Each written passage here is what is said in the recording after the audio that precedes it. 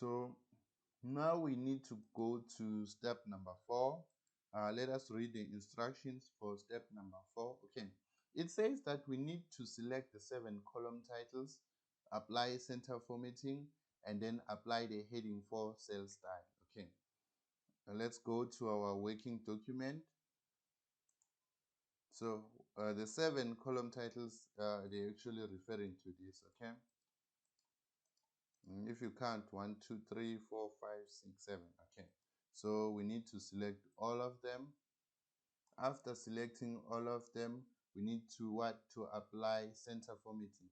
So this is where you center your cells. Okay, center your content, click on this one, and then once you're done with this, you are supposed to change the cell style to heading 4. Go back to your styles. We're gonna use this more often. Okay, looking for heading 4, then you click on heading 4, and then you're basically done